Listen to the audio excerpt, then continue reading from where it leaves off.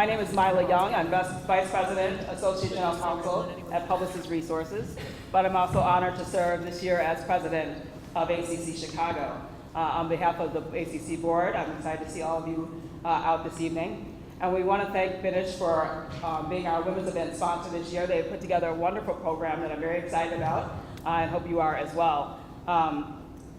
Actually, Margo O'Donnell, who I'm going to introduce, was one of the sources of inspiration when we started our women's programming. So I thank you for that.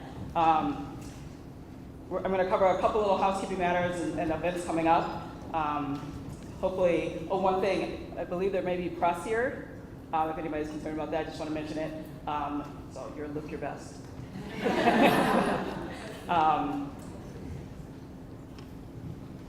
So Margo Wolf O'Donnell, as I mentioned, brought this event actually to us. She is Vice Chair, Labor and Employment Practice Group of Benesch. She's an experienced litigator, involved in litigating restrictive covenants, business torts, employment issues, intellectual property, class action defense.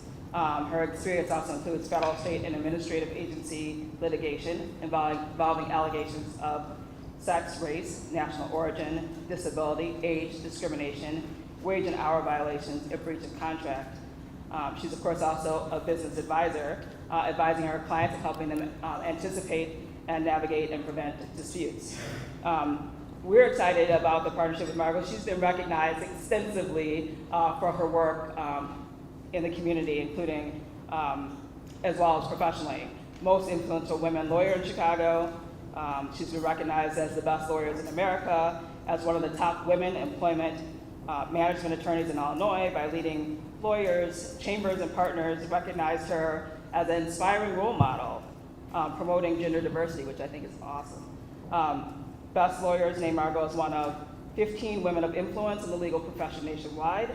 Law Bulletin Publishing Company selected Margo as an inaugural 40 under 40, and the list goes on and on. She's also past president and recipient of the Leadership Award of the Coalition of Women Initiatives in the Law. And I think, importantly, for the purposes of our discussion today, she serves on a number of boards, including the board, the Coalition of Women Initiatives in the Law, Yale Chicago, the Women's Athletic Club of Chicago, and the Auxiliary Board of the Art Institute of Chicago. I'm not sure how she finds the time for all of this, but very impressive. I'm trying not to use my glasses. I brought them up here and I am failing, so excuse me for a second. A couple of things I want you to think about in the coming weeks ahead. We have a summer social coming up on June 14th. We have our downtown dinner program, Best Practices of General Counsel, which has been one of our best events, and I hope to see you all out there. And we have our pro bono clinic in a box, and this year we will be doing social media policies and media releases. So please consider coming out for those events as well. And without further ado, I'm going to turn over the panel to Margo and let us get started. Thank you all.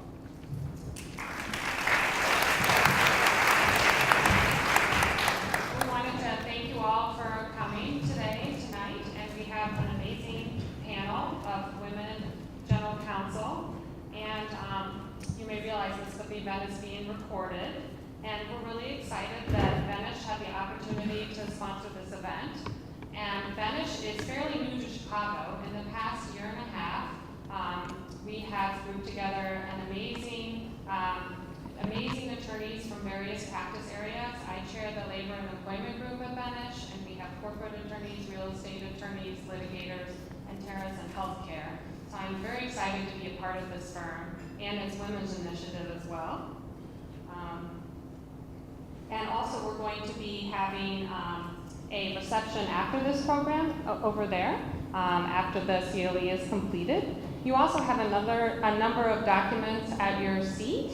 The bios of the panelists are there, information about Benesch, and also about B-Sharp. Benesch is starting a networking group for in-house attorneys, and if you're interested in it, please contact Laura Dutt. Her email's at the bottom of the sheet, or you can put your business card in the basket outside the ballroom. But without further ado, we're going to begin. Are you ready? Do you want to have people introduce themselves? Sure. So welcome to our panel. Thank you all very much for coming. And just so you kind of know how the format's going to go, we planned for 1 hour, but we all have lots to say. So if we start to interrupt and say, okay, we're just trying to make sure that everybody can get some words in and some wisdom out in front of the group. But instead of me introducing the panelists, and you can all obviously read what's on the bios, I don't know if we want to go down the line really quickly and everyone just give a quick couple nuggets about themselves. Do you want to start, Kelly? Sure. Hi, good evening. Can everyone hear me? All right, great. I'm Kelly McNamara Corley, and I'm General Counsel for Discover Financial Services. And Discover is a leading online banking company. The Discover credit card is probably the product that you're most familiar with, but we offer student loans, personal loans, mortgage loans, and then we also have a payments network, the Discover Network. So the work that we do in our law department includes advisory work, litigation, a lot of regulatory work, and government relations functions. I've been with the company for 36 years, believe it or not. I started as a summer intern. I went through law school at night and worked my way through different positions. Half of my career in Washington, D.C. in government relations for Sears and Dean Witter and Morgan Stanley, who were the parents of Discover, and then second half of my career here in Chicago as general counsel for Discover. So it's been a great professional opportunity. I've had a little bit of board experience, no public company board experience, but have served on George Mason University's Board of Visitors and am also on the Rush University Medical Center Board. I'm Nancy Stern. I'm General Counsel of Allston Holdings, which is a proprietary trading firm located here in Chicago. I also serve on the board of EXP Global, which is an engineering and architectural services firm. I've been in my current role at Allston for almost 5 years, and before that I was a partner at Catton for 7 years, and before that at Gardner, Carton & Douglas, which is now Drinker, Biddle & Reed, for 10 years. Good evening. I'm Sheri Edison, and I'm the General Counsel for Bemis Company, headquartered in Neenah, Wisconsin. Bemis is a large packaging company. We specialize in flexible packaging for the food and beverage industry. We also do packaging for the medical device and pharma industry. It's a multinational company. We have about 60 facilities in 12 different countries, and our legal department handles the gamut of matters from legal operations to corporate governance. I'm also the corporate secretary for Bemis. We also have under our umbrella trade compliance, enterprise risk management, litigation, and labor and employment.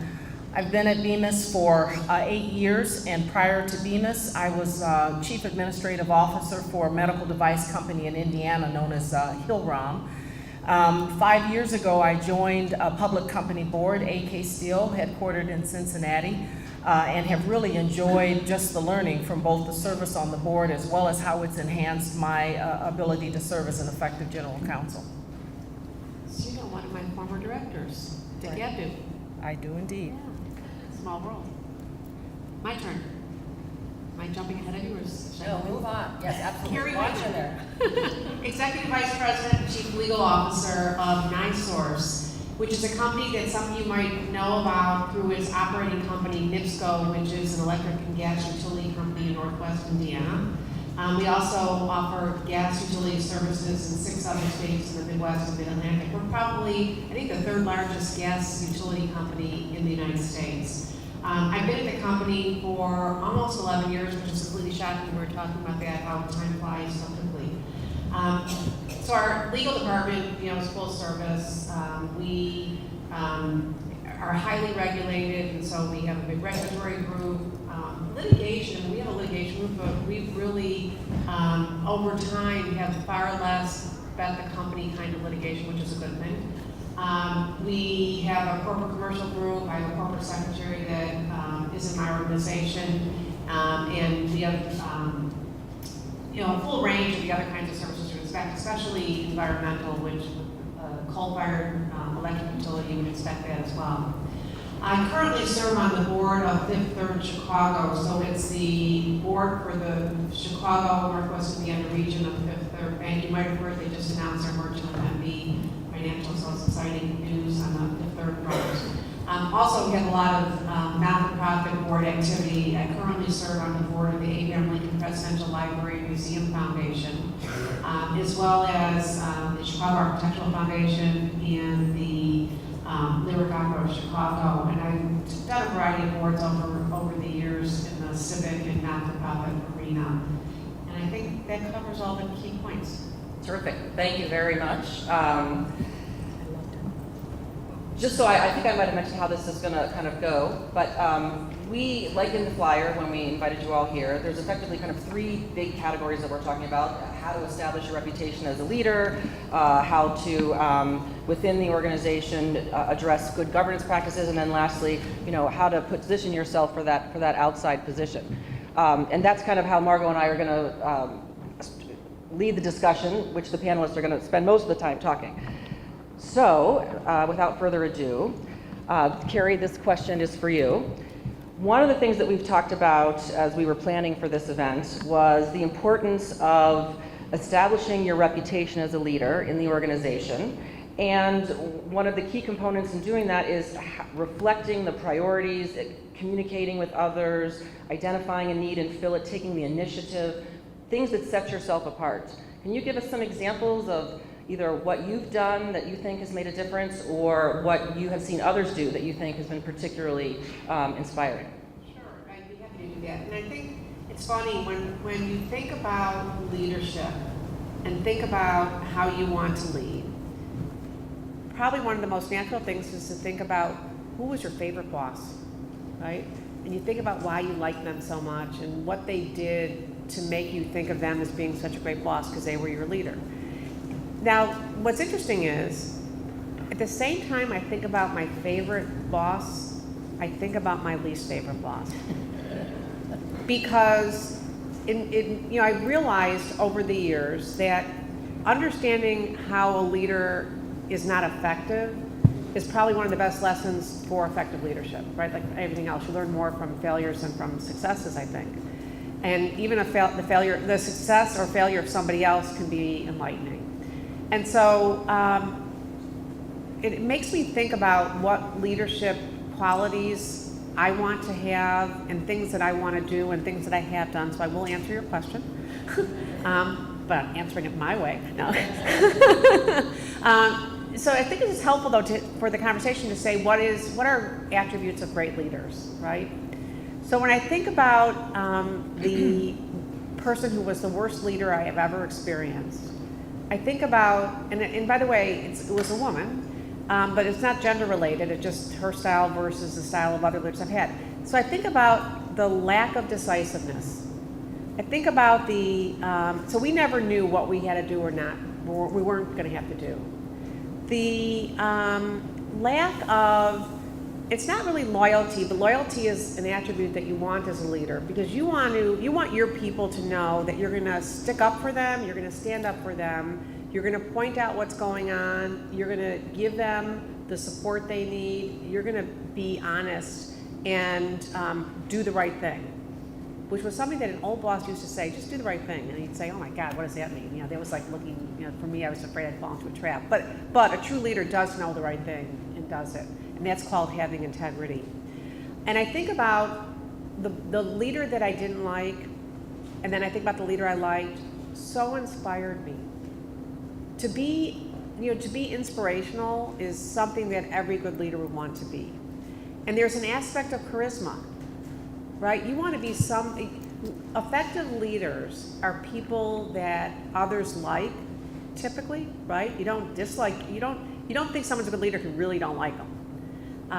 And there's an aspect of that. And so all of this, and to get to the question of examples, all of this is to say, it's not about how you manage things, because managers are not necessarily leaders. It's about all the other stuff. It's like, the baseline is you know how to manage. You know your stuff substantively, you know how to manage, but it's all this other stuff that I would say is somewhat,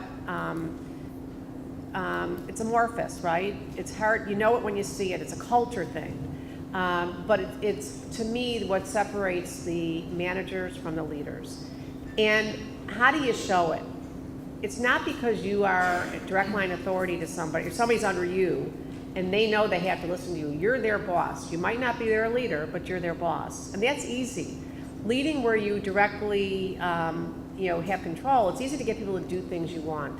The real test to me, and I'll give you a specific example, is finding a void, jumping in and filling it, and getting people to follow you that there was no role in the first place, and all of a sudden you got people doing what you're asking to do, and you're motivating and inspiring and leading and have a strategy to get something done. And my favorite example of that is when I first started at my company 11 years ago.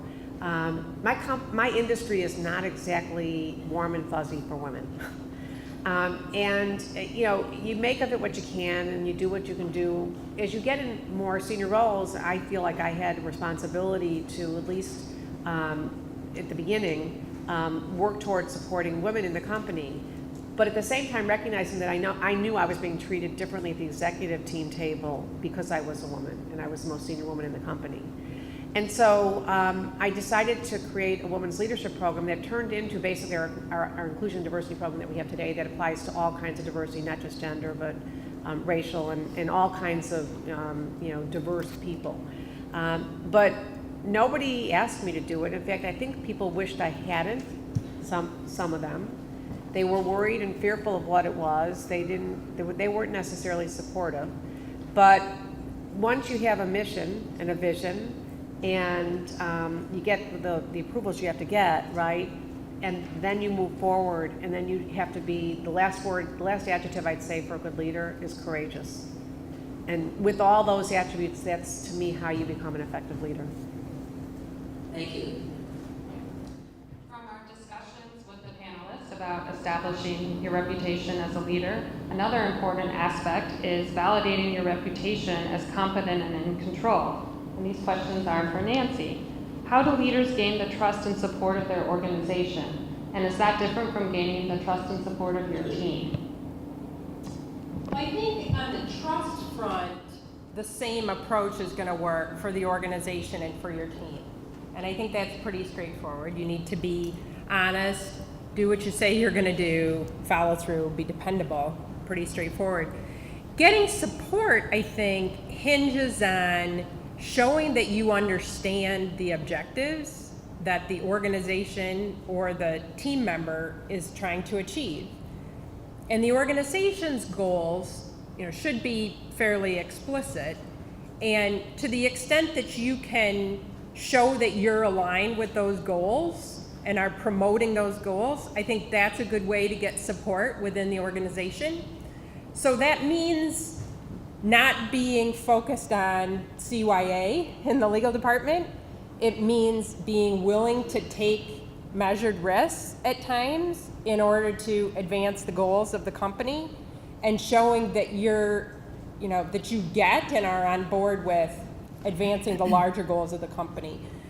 I think with your team members, there's a more personal element to it. And the things that motivate me are not necessarily the things that motivate my team members or are important to them. And so I think the key thing there is to spend enough time with your team members and not make assumptions that they're clones of you, because they're probably not. Maybe they're from a different generation or just have a different view of the world. And you can't assume, for example, that money is their primary motivation or even a promotion. That may not be it. And I think the key to really getting their support is to make your team members feel like you get them and you're working to help them achieve their goals. And that can generate a level of loyalty and commitment that you won't get if you treat them as if they were clones of yourself. Do you find yourself as a general counsel taking the initiative on projects that aren't really within the realm of your responsibility? Yes, my responsibilities at Allston have expanded from when I first joined, when I was responsible for legal, compliance, and regulatory affairs, and they subsequently expanded to include HR, which had previously reported to the CFO and now reports to me. It's one example. There's a lot of overlap between HR and legal, but there's definitely a different mindset in the HR department. And so that's been a learning experience for me and a very good experience. Another example where I took on something outside my responsibility was when I had been at Allston for about 2 years.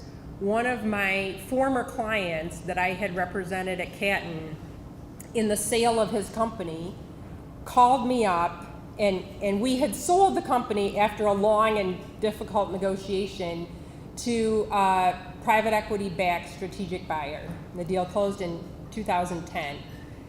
5 years later, he had an opportunity to buy a controlling stake in the company that had acquired his company, because things had not gone well for the company after the acquisition. And so he called me up and said, I want to do this deal. We have to do it quickly. You know the company. Can you help me with this?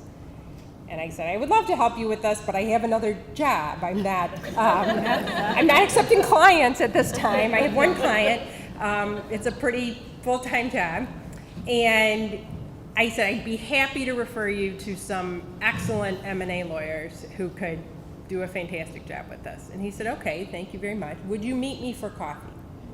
So I met him for coffee, thinking that I was going to give him my list of pros and cons of the various M&A lawyers in Chicago. And he twisted my arm and convinced me to actually help him with this project. It's going to be very fast. There'll be no due diligence. There'll be no reps and warranties. But I really need your help. And which sounds crazy. This was, the deal ended up closing on December 15th, which tends to be a busy time of year. But I got the support of my boss and of my husband, and I kind of worked extra hard during this period and helped him close the deal. And then he subsequently asked me to be on the board of the company, and I've been on the board of the company now for about 2.5 years.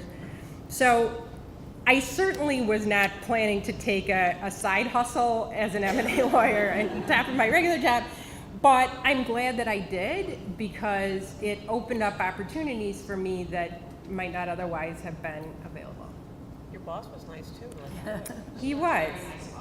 I do have a very nice, Margo knows my boss. Yeah. I do have a very nice boss. Well, we're glad you didn't become an Uber driver. But it's interesting, just listening to the short bit up to now, we've heard things like courageous, dependable, being a visionary, kind of taking the bull by the horns, a lot of what we started to talk about in the very beginning. And so these questions are now to Kelly. As you're establishing a reputation as a leader, how do you identify yourself, or how do you align yourself and receive the reputation that you are a visionary? But how do you do that without allowing others to take credit? How do you put yourself out there, get the credit for all your ideas, but do it in a way that's, I hate to say this, but not threatening, so that other people are going to join right on with you and help advance your objectives? Those are good questions. So I think if we start with the first point you made, how important is it to be a visionary? What is a visionary? I think when I think about that question, it's a style of leadership. There are different styles of leadership, but I think increasingly being a visionary is a preferred style of leadership. And in my mind, what that involves is, a day in and day out as a leader, you're facing ambiguities, you're facing challenges, you've got your day-to-day work to do, and it's about not getting caught up in that day-to-day hustle and bustle and the confusion and the dilemmas that you're faced with. It's being able to see beyond those dilemmas to sort of a positive, empowering picture of the future. And I have to challenge myself all the time not to get stuck in the day-to-day work, and if we're all being honest with each other, we probably all get challenged by that. But I think that's the key difference between a good solid worker and somebody that actually has a vision for where they want to take an organization. And then I think to be a visionary, it's not just being able to see that, it's being able to bring people along with you. And so I think you've got to have some tools in your toolbox that relate to how you motivate people. So are you open-minded in your dealing? Are you inspirational in the way you work with people? Do you create a vision that they want to jump on and create passion around? Are you able to do that with your team? I think you've got to be able to do that. I think you have to be unbelievably relentless and persistent, because there are a million obstacles and opportunities for distraction that come your way. So in order to have a vision and really lead your team, I think you've got to have a level of resiliency and persistence. And then finally, I think you have to be effective at working within an organization to get things done. And so that involves collaboration and teamwork. It involves being able to know how an organization operates and what the politics are within that organization, and be skillful in how you work through that. Because I think at the end of the day, you can be a visionary and not get too much done. But it's important to remember that you have to also, I think, marry a visionary perspective with a results-oriented resolve, which means I think you've got to know how to set goals and measure and make sure that you're actually getting where you need to be. Right, so it's interesting. And the getting credit part. The getting credit part, right. Yeah. All right. Go ahead. Should I do that? No, go ahead. So I was thinking to myself, why do I have to answer that question? Like, I'm sure I'll just get credit for the things that I do. People stealing my ideas. Right, exactly. And honestly, I think we all want to, and I think a little bit of a stereotype here, but I think women tend to think that, I will get the credit for the things I'll do. I'll just be dutiful and put my head down and do my work, and people will notice and I'll get the credit that I'm entitled to. But you're absolutely right, that doesn't always work. And so when I was thinking about this question and preparing, I thought to myself, maybe I could do some do's and don'ts, because I think the one thing you want to be really careful about is not overreacting to not getting credit for things, and not becoming angry about the fact that you may not get recognized. You don't have to get recognized for everything. Having said that, the reality of the situation is that you don't want to not be credited with the work that you're doing, because the reality is you get promoted and your bonuses are based on the work you're doing. So it's a bit of a dilemma, but you don't want to be too passive. You also don't want to get too emotional where everything, if you don't get credit, you have a fit about it or something. So the ideas that I came up with that you might be able to use are to, first of all, go public. Make sure you're not being too passive. If you've done something and you've worked on it, make sure that you have an opportunity to present that. And let's say you don't get an opportunity to present that. Let's say somebody takes the idea away from you and they present it and make it their idea, and you were actually the one that came up with it and shared it in a pre-meeting before you got together. If they do that, what I have found is if it's really your idea, you know more about it than the person that just stole it from you. And so there are opportunities for you in the conversation to step up and offer anecdotes, offer facts and figures, offer data, offer a deeper level of thought about the idea than the person that just swiped it and told everybody the great idea. So I think there's subtle ways where you don't have to look like a glory hog, and you can make sure that people know that you're the one that really has the mastery of the topic.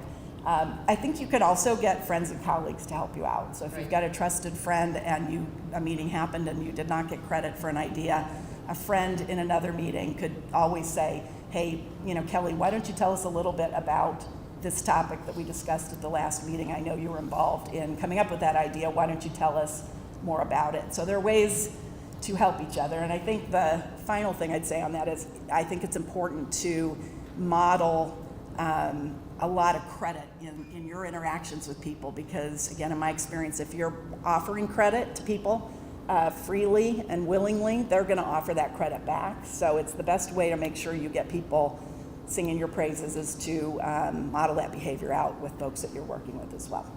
Thank you very much. That's a really great point. I had one little tiny follow-on, which is you all are very busy, all of you. You're taking on lots of things, not just second jobs, and within the organization, you're getting to know your people, you're becoming an expert in your area, you're furthering your own professional career. How do you motivate or keep others on your team to stay at the pace that you're at? Because obviously that's going to help you and the organization as you've chosen to, quote, lead this group. How do you keep them on pace with you? Lori, how do I do that? I've got a colleague here. I'm throwing it out to the audience. I think it's really more of a challenge, right? So Kelly is very good about putting challenges out there to the rest of us to see what we can come up with in creative ideas. So it's Yeah, that was a little trick I learned not that long ago. I should have learned it a lot earlier. But having too many ideas and offering those out and telling people to go execute on your ideas is a way to lead. It is not the most effective way to lead. The most effective way to lead is to have a high idea of generally where you want to go, this vision, and then see what sort of wonderful creative ideas come out of the team. And I think by letting the team come up with the ideas, you then have ownership in it. You have a lot more interest in giving your best shot and making sure that you're meeting expectations. Carrie, do you have something to add? Yeah, I was going to add a different, more of a process kind of approach to this. People that work with me and know me, they call me the Energizer Bunny. They think that I never stop. They think I'm never tired. They think I just have boundless energy, although I'm tired all the time. But it's interesting that it reminds me that that's a bad impression sometimes for people that work for you to have of you. And I stop and when people say that to me, I'm like, oh my God, I'm tired all the time. No, I mean, not that I want to be tired either, but don't think that I have more energy than you do, because I don't. But it reminded me of something, or made me think more about some of my habits and things to avoid, to not make people feel like they need to be operating at the time that I operate, the hours, the weekends, whatever. Because oftentimes I'm just like catching up on my email on a Sunday as I'm laying in bed watching TV or something. I got my phone, I'm just whatever, clearing out my inbox. And for me, sending out those notes, answering emails, I'm just doing it because it's convenient for me, not because I'm expecting anybody to respond to me on Sundays. And it's very funny, I have the best administrative assistant who's been with me almost the entire time I've been in this role. And she literally is always on her email. Always on email, work email, and always watching texts. I do try not to text, because text is even worse. People respond to that more quickly. I'll send an email about, can you set up a call, blah, blah, blah, blah. And she responds immediately and says, yeah, I'll do it first thing tomorrow. And it made me feel bad, so I would say in emails, I've started saying in emails, tomorrow can you do X? Because I just worry that people think that I'm expecting them to do it just because I happen to be cleaning out my inbox. And so I think it's about, you got to be respectful of your people, and sometimes we don't think about stuff that we're doing, but it might send a message that is unintended, and it's completely wrong. Agree. Well, we've talked a lot about motivating and inspiring others, but really the key element of it is building your team in the first place. Sheri, tell us, what are the key considerations, or what have you done to build your team? Well, as I thought about that question, I thought about the fact that as I'm trying to put together a team, I kind of start with a series of filters, and they're very broad at the outset, and then quickly start to narrow down to exactly what do I need for the team, and particularly for the team to be a high-performing team. And so the broader filters always start with, what's the environment that you're looking to deploy this team in? Oftentimes your companies are at transformational stages. Maybe they've made some big acquisitions. Maybe this is a post-merger situation. Maybe you're in a smaller, more entrepreneurial company. But all of those factors, that big picture really comes into play as you start to narrow down who do you need for a high-performing team. You also want to think about, are you building a team for the first time? Is this the first person that you're adding to your legal department? You've been a one-person show all this time. Or are you rebuilding a team, top grading, moving some people out and bringing in new talent? Or are you expanding the team? But all of these are broad considerations that you need to think about at the outset. But then you can start to quickly narrow it down to, who do I need on the team?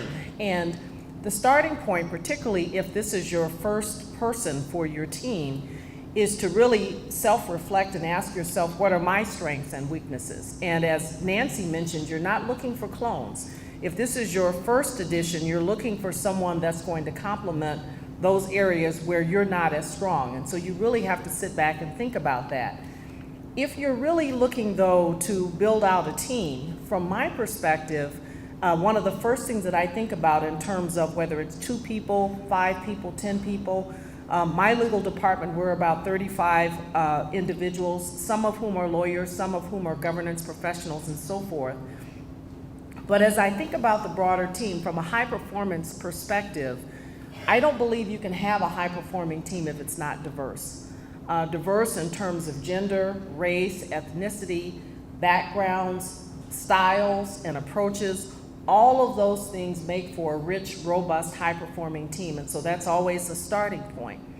But one of the things as I was thinking about this question that is probably the biggest learning that I've had over the years in terms of building a team is that oftentimes in highly specialized areas, legal is one, IT is another. I've had the opportunity to run IT organizations a couple of times in my career. We oftentimes focus on the technical skills and don't look at the soft skills, the communication, emotional intelligence, ability to collaborate, ability to disagree without being disagreeable. At the end of the day, those attributes are as important as all of the technical skills that are needed to do the job, and sometimes we overlook that. And so when I'm looking to build a team, I take all of those factors into consideration, because at the end, it adds up to either a high-performing team or a team that is dysfunctional. But what if you have a team member that is dysfunctional or not productive, not contributing? What do you do then? Well, Like you.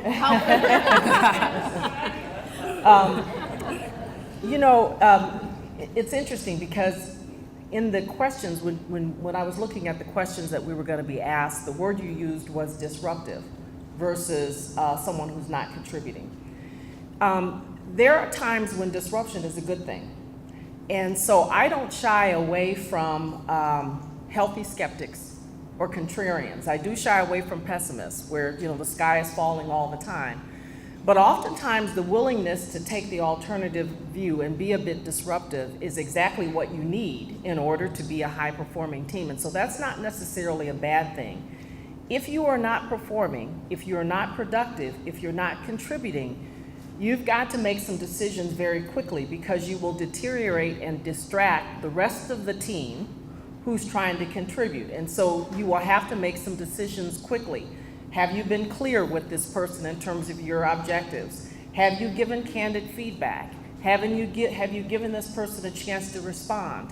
If you cannot justify, after thinking about all of those factors, keeping that person on, then that person should come off the team as quickly as you can take them off. Next, we're going to turn to navigating the corporate boardroom. This is our second prong of our three-pronged stool, the third being positioning yourself for outside positions. So all of our panelists have either gone through the direct living program or on outside boards, some combination of that. And so I guess this question, Carrie, is back to you. What advice do you have for someone who is new to the boardroom, whether it's developing relationships or just understanding the dynamics? Let's say they're totally new. I mean, Nancy went into her role knowing the owner, but assuming you're really truly an outsider. So first let me ask, how many people in the audience have experience before corporate boards, not even on a board, but through your legal work, you're in the boardroom at times? Half of you? And how many in the audience are actually on a corporate board? Okay. So it's interesting because, I've been in my role, as I said, for almost 11 years. And when I started doing my job, doing the board part of my job, which is a fascinating part, actually I think probably the most fun part of being a chief legal officer, actually, how I was in the boardroom and how I was perceived were completely different than what it is now. Because I really didn't know much. I'd never been a general counsel. I didn't do corporate law, so I was completely, it was all new to me. And over the years, as I grew and learned, and as our board changed, and as our CEO changed, and all of a sudden I'm the old wise one that's been around for a long time, it really changed my perspective about being in the boardroom. And I have to say, I never thought about when I'm in the board, or used to not think about the fact that when I'm in the boardroom as chief legal officer of my company, that I'm doing anything other than practicing law, until I sat down with our chairman and talked to him about my desire to get on a corporate board. And I'd already gone through the Direct Women program and had a board bio, and I had done a little bit of searching and work to get on a board, but, and I'm on one advisory board, so a regional board, but not the parent. So I figured I should talk to my chairman and see how he could help me. So we started working through my board bio, and you need a board bio, and it's different than a regular resume that you use for a job search. But in any event, he said something to me that was, that opened my eyes up. And even with this question, it reminds me of what he said because it was really important. He said to me, you have sat in our boardroom for 10 plus years. He said, you are sitting there as a partner, as an advisor, partner, counselor. We don't look at you as a lawyer sitting in that room. You tell us, you give us strategic advice, you talk with us, you help guide us. And he said, you should put on your board bio that you have 11 or whatever, 10 years of boardroom experience. Which, by the way, I would never have thought to say. I didn't have it in my draft. And it made me think, by the way, the gender differences. You know, men think that they've done a million things. Women have done a million things that think they haven't done anything. And you know how a man would probably put that on his resume, and I didn't even think about that. But my chairman told me to. Or told me that was his perception of me. Which, boy, that opened my eyes. And so when you think about the boardroom, it's a fascinating place. It's just like the experiment of watching different people, different personalities, and all of us have been there, whether as a board member or not, or as a management person in the room.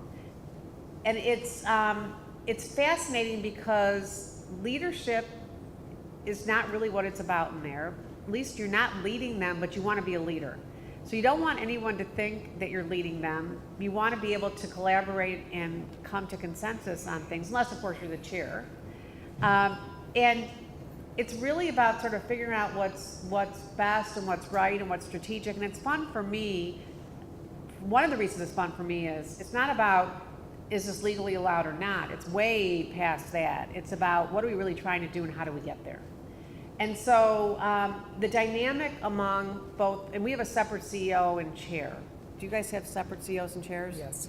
So that is also interesting because you never want to get ahead of your CEO if your chair needs something or if any other director needs something. And so there's a whole dynamic about managing people and managing maybe sometimes competing expectations and even some sometimes Machiavellian efforts to get power at different times when there's change going on the board. It's just completely fascinating. But the bottom line of all this is you can either step up and be a valued support to the board, or you can fade into the background and basically not be involved. And it takes a couple of interesting issues where you are involved to show your mettle, to show what you're made of, to show your sense, to show your EQ, because you're dealing with people. There's so much internal politics that happen.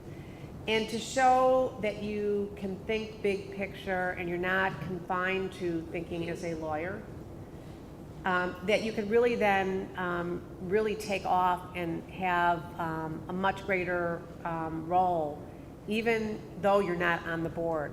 And I have found myself, and it used to be at the beginning, and partly because I was younger and newer and less experienced, that I was afraid to say things in the boardroom. I'm sure all of you have gone through that where you were newer and you weren't sure if you were allowed to, and I didn't even know if I knew what I was saying was right, but it seemed like it was right. And what's really fun is when all of a sudden you realize, hey, first of all, I know stuff. Hey, can't believe it, I really know stuff. And I'm comfortable in my skin and comfortable in my role enough to actually speak up at times when maybe others wouldn't. And one of my favorite just examples of that is, and it's funny, and this is I think part of how you get your get the reputation of being a real problem solver, business partner, person in the room.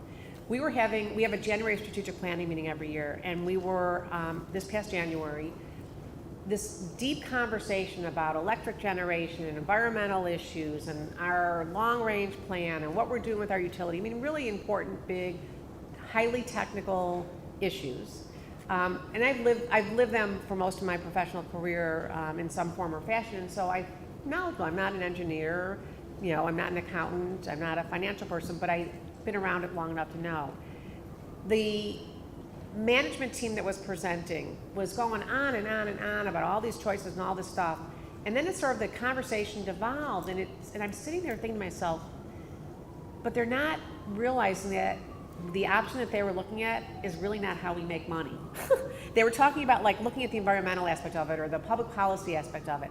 And so at some point I spoke up and I just said, yeah, but remember, here's how we make money, and it's not what you're talking about.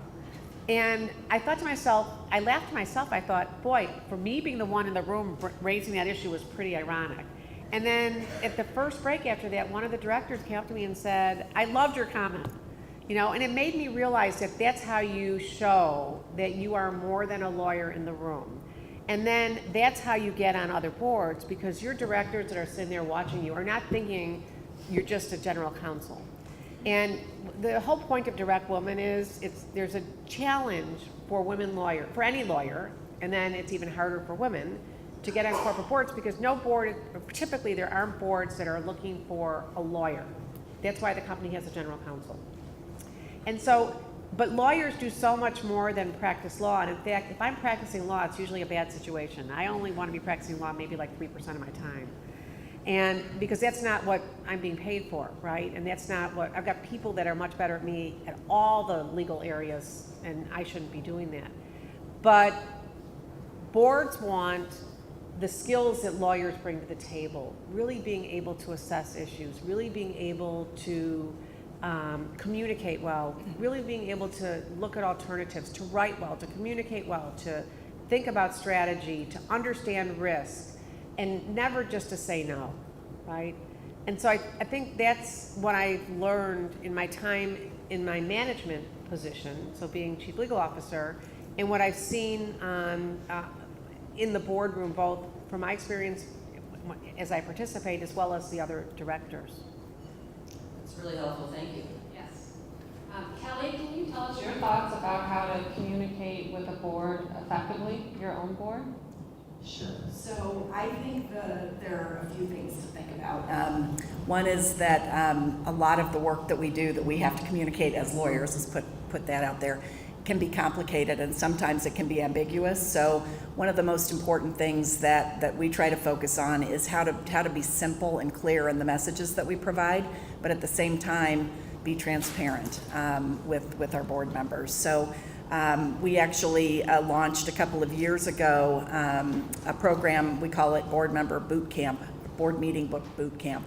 And all of the folks that prepare materials for our board come together and we talk about the board members, their backgrounds and experience, so that the preparers of the information get an appreciation for the fact that our board members come from diverse experience. A lot of them don't have banking experience, and so when we explain some complex banking issue to them, we have to figure out a way to boil that down and break it down into something that's digestible. So we've actually gotten very prescriptive about the way we communicate, and just tips for you. You all have helped prepare board members, so hopefully none of this is a surprise to you, but we talk about keeping the message simple. We actually have a mandate that you not use more than a very few number of pages to communicate your message, which we found takes people from the mode of creating communications that they usually prepare for management, which can be very data heavy and technical, and boiling that down to what is the point of this message that you're providing, what is the takeaway, what's the key takeaway for the board member, what's changed since the last time we got together, what are the issues you want me to look at and comment on, and then we're actually very specific about what the purpose of the report is. So is this for you to give us feedback? Is this a decision item? Is this for information? Why? I mean, this all seems very basic, but I think there's a tendency to over-engineer our messaging and forget that the type of communication that we use as managers is not effective all the time with our boards. But if you're asked to be succinct, how do you handle it when you're also asked to evaluate complex risks? Yeah, that's when it's very tricky, but I would argue that's when you really need to hold yourself accountable to these principles. And what I like to do is actually try to write down the complex, ambiguous situation. Because I think what that does is it allows you to look on a piece of paper and see how well you've done at explaining something. And I find that I refine again and again and again those couple of sentences that I'm going to try to use. And what it does is it gets you to really focus on what is the essence of what I need to share with them here. And from my perspective, the most important thing is that you are transparent and you're balanced. And when you're done explaining that complex thing, hopefully in very few words, they understand it and they've been given not a spin or an opinion or a position statement, but really a concise and clear understanding of what the complexities of that issue really are. So it's hard to do it, but I think it's really important. And for me, it's writing it down that helps to really focus on what's core. And do you find there are tensions between what your advice would be as counsel and what your opinion is of what your business should be doing? I try not to do that. I try to see if I can sync them up and not have as many opinions as I do providing the legal advice. But I agree with Carrie's comment. If we're not talking about legal advice, there's a great role to play as a business advisor. And I think that we have a lot to say and should step up and contribute to the commentary on the business. As to opinions about things, where I can, I try to focus on making sure that the board is clear that it's legal advice that we're providing, if I understand the question properly. Am I up? Okay. So it's interesting when, Carrie, when you said, you made the comment about, oh, I didn't even think to say I have X number of years of board experience, right? So that's a way of looking at kind of what you've done and packaging it in a different way to, I think, possibly also improve your visibility in the organization and outside. What other recommendations do you have or effective ways to kind of communicate that within the management team that you know and that knows you, but then also to third parties who may be seeking, your experience on a board, on their board? Sure. Nancy. Yeah. Yes. So I'm sorry, that was my error. no, I knew what you meant. Yeah, I knew what you meant. So I've had the opportunity in my role at Allston to find candidates to fill a board position that was vacant. And I was given some very specific parameters that we were looking for. And then I was also, as one of the first people to join the EXP board, I was part of the process of finding other board members for that company. I think for this group, since we're lawyers, I think primarily, if not entirely, there's maybe a slightly different take on it. I'll get to the other aspect of it later. But I think there's a myth that if you're in-house, if you're no longer in the law firm world, that you don't have to worry about client development. But I think that if you want an outside board position or even to progress in your career at all, you really have to do some of the things that Margo and Tara do so well and have been doing for a long time, like speak on panels, write articles, take a leadership position in an industry group, join a club, talk to people, because that network inside and outside your company is going to be an important source. People are not going to want to ask somebody to join their board that they don't know well. So I would think of yourself as needing to put in your client development time, even if you're in-house. And then I think in terms of demonstrating your qualifications to serve on a board, boards tend to be looking for specific things, whether it's an ability to help bring in business or connections with regulators, for example, connections with financing sources, very specialized knowledge, or a marquee name. And if you think about the attributes that you have that might match up with one of those needs, depending on your particular circumstance, then it's helpful to position yourself in places where people who might be looking for those skills are. And I think of this in terms of planting a lot of seeds, and you can, some of your seeds are gonna sprout, some of them are not. You really only need a couple to sprout. But don't plant your seeds on the concrete. Recognize that you're not gonna have a tremendous yield rate, and don't beat yourself up over that, but also put a little bit of thought into where you're planting your seeds. Sheri, can you tell us some things about how you market yourself? Well, I wanted to underscore a couple of things that Nancy said and that frankly Carrie said, and I shared my own personal experience when I was chosen for a public company board. It was November, I can't remember what year, maybe 2014, that I had just completed the Direct Women program.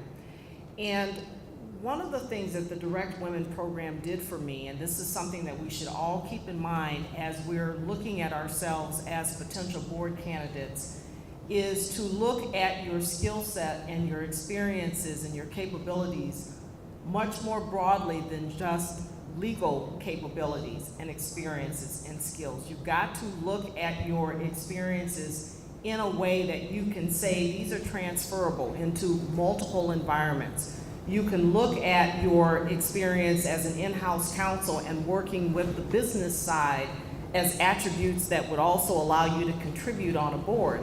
So after I had gone through the Direct Women process, I literally got a call that following January from the CEO of AK Steel asking to meet with me. And as Nancy said, most boards, as they're starting to fill a position, generally go through an assessment of what are the gaps on the board, what's the skill set that we need. And oftentimes, if you're not careful, you will very narrowly define your experiences and skills in such a way that you've narrowed your options for, at least in your mind, for serving on a board. And so I remember so very vividly interviewing with the company with the Direct Women experience being very fresh in my mind, in which they had rolled up their sleeves. Carrie, you remember this, worked very, very hard at enabling you to look at your skills and your experiences in a much more broader way. And it allowed me to anticipate and answer the questions much, much more effectively, where I was sitting in front of them as both a business partner who understood business, but also was bringing legal expertise and compliance expertise to the table. So I had broadened my view of myself.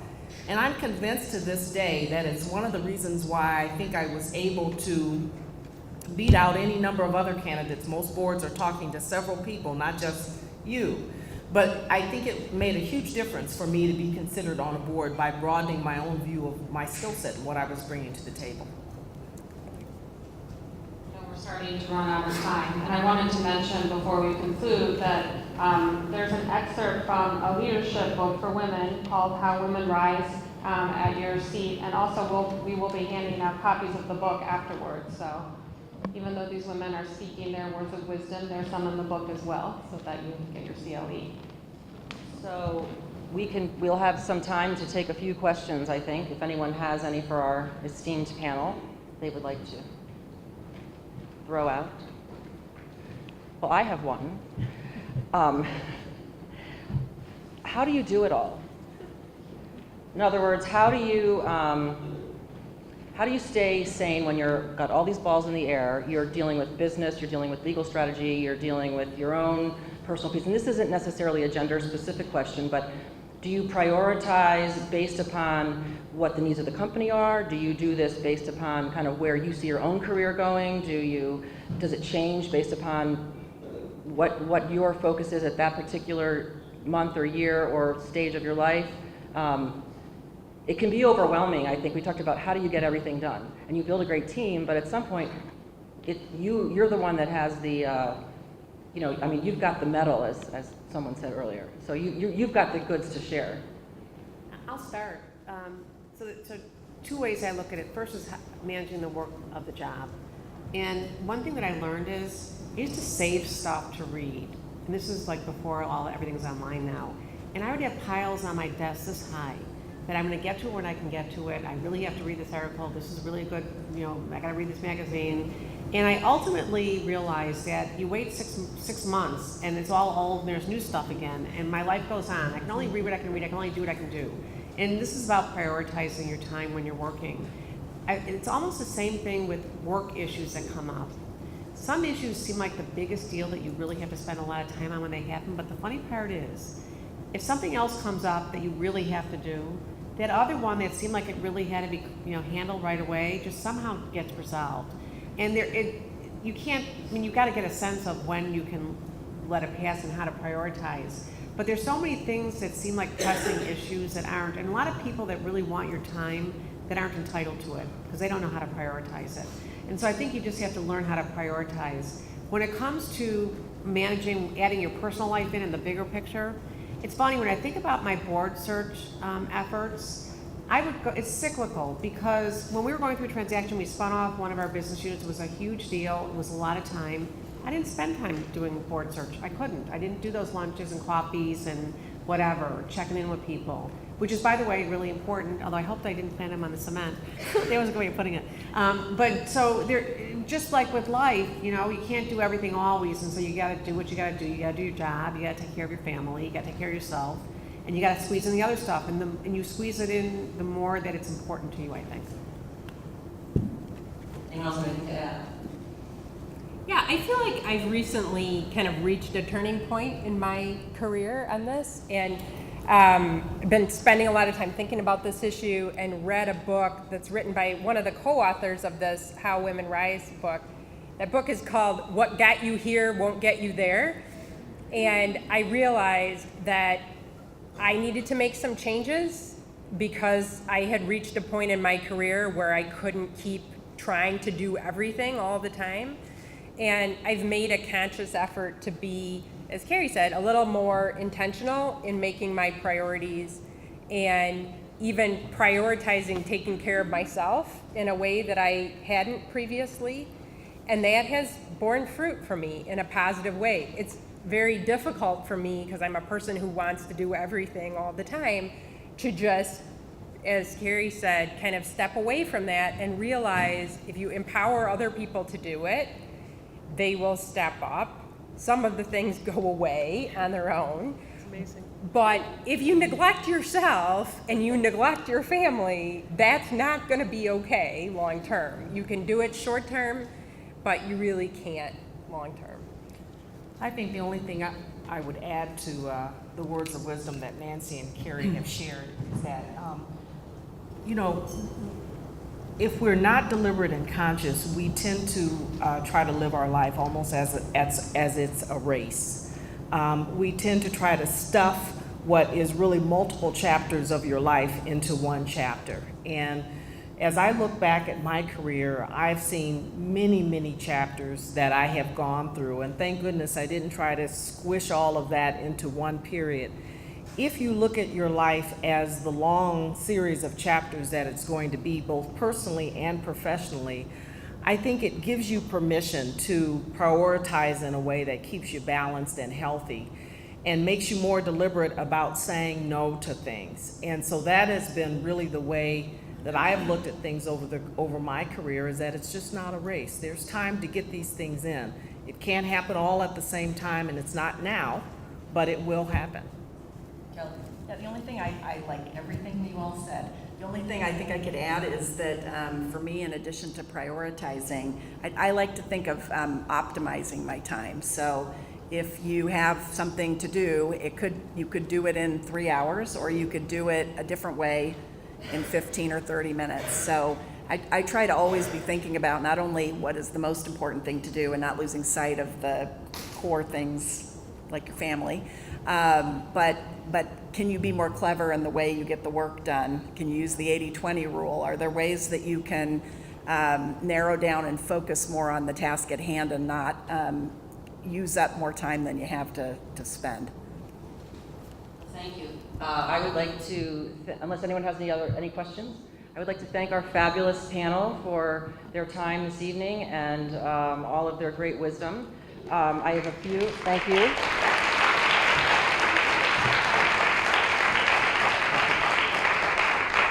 And we'll invite up our direct women partner to make a few final remarks, but as she's making her way up here, just a couple housekeeping matters. Don't forget to sign in for your CLE credits in the front and complete the evaluation and leave it at the front desk. Pick up your copy of How Women Rise, Marshall Goldstein and Sally Helgeson, also on the way out, or you can take it and wander about here and read it, I guess. For Be Sharp, Margo mentioned this when we first came in, which is the initiative that we're just starting to launch in terms of facilitating a lot of these relationships that are so important to move forward in your own career, as well as optimizing yourself and your position for board service. If you're interested in that, please drop your card in the basket at the registration desk. And I think that's it. Come. And before Sean speaks, I want to thank Direct Women for helping put together this fabulous panel. So thank you. Thanks. Thanks. My name is Sean Taylor Kaminsky, and I am the Executive Director of Direct Women, and I want to thank Margo and Tara for inviting Direct Women to be a partner with this program with Benesch and ACC Chicago. It's been a great experience, and I'd also like to thank our Direct Women alumna, Carrie, Sheri, and Kelly, who are participating on the panel today. Thanks, ladies. Really appreciate it. I also just want to give you just a couple of minutes of information about Direct Women, what our program is all about. For the past decade, Direct Women has focused on fulfilling our mission of increasing the participation of women lawyers on corporate boards. We work to raise awareness of the value of having diverse voices in the boardroom. We also educate companies on the value proposition that lawyers, particularly women lawyers, bring to the boardroom. We also serve as a resource for companies that are looking for diverse candidates, qualified women to serve on their boards. One of the key ways that Direct Women fulfills its mission is through its annual Board Institute. As you've heard a little bit about this program today, we essentially identify a small group of leading women lawyers from around the country to participate in the program each year. The Board Institute members learn how to frame their considerable experience and skills in a way that shows that they can meet the needs of modern corporate boards.